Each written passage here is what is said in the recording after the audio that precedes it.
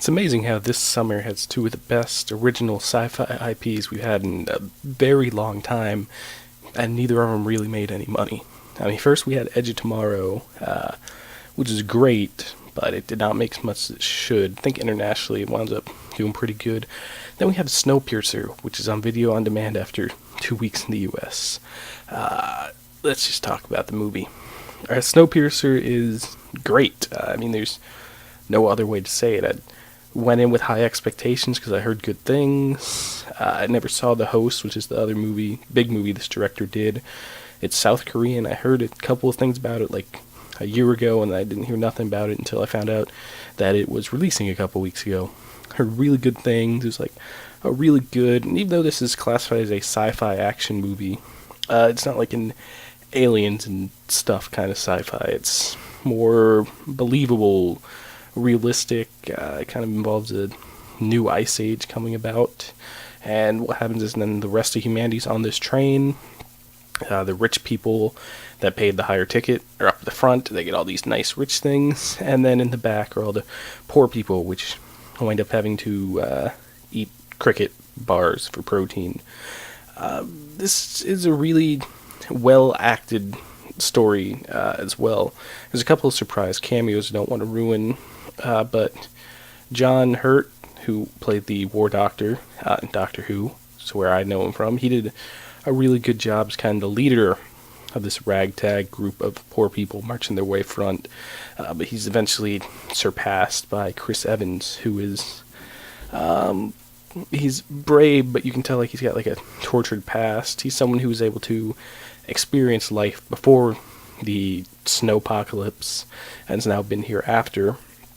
There's also the Korean actor who I can't remember his name. When I looked at it, I wouldn't have been able to pronounce anyways, so I apologize for the Korean actor who plays the kind of genius scientist who's breaking open the doors for them to march further forward. Does a really good job, as well as his daughter companion person who's also there.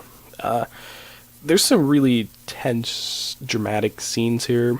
There's a scene where they're deciding if they have bullets. There's a scene when they come into a group of kind of masked men, and it kind of shows the results of this kind of almost cultist society in the front, because the entire train stops as they make New Year in the middle of a fight.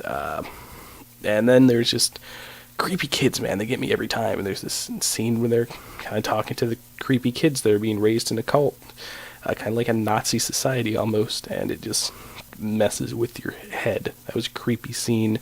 There's a lot of twists here that work out good. They're more like you can see them coming twists, not whoa out of nowhere twists. And then there's also a couple twists, which I like to call the Sixth Sense twist, which is a big twist that doesn't change the movie itself, but kind of changes how you look at some scenes. And it's like, oh man, it's pretty cool. Like there's a lot of stuff I can talk about that's spoiler filled that makes it great, but I don't need to talk about that because Chris Evans' acting and the job that his character does speaks for itself. It's a well written story and a well acted story, and definitely a well shot story. This has some of the best action scenes in a movie since maybe The Raid 2 this year. I mean, some of the best. Though Captain America 2 also had some good action scenes, but this brought back something that I like, and it was the long shot in the hallway fight where you don't need the close up of Chris Evans just destroying everyone. It's kind of more back. You can actually see the motions that are going on, and I like that in my action movies. And I also like good story in my action movies, which is what this had. If you like The Hunger Games, you'll like this. If you like violence, you'll like this. And not really anything too complicated on the surface, but if you want to delve into the story, then it just gets a lot better for you. Overall, I have to rate this movie an A. It's really good. I went and saw it on video on demand because the closest theater near me was like 2 hours away, so I wasn't able to see it in theaters. I apologize. If you get the chance to see it in theaters, go do it. But if not, it's definitely worth running on video on demand. Thanks for watching, guys. Please like, share, and subscribe. Going to see Planet of the Apes here in a little bit, so I'll tell you how that is. Thanks for watching, and I'll see you next time.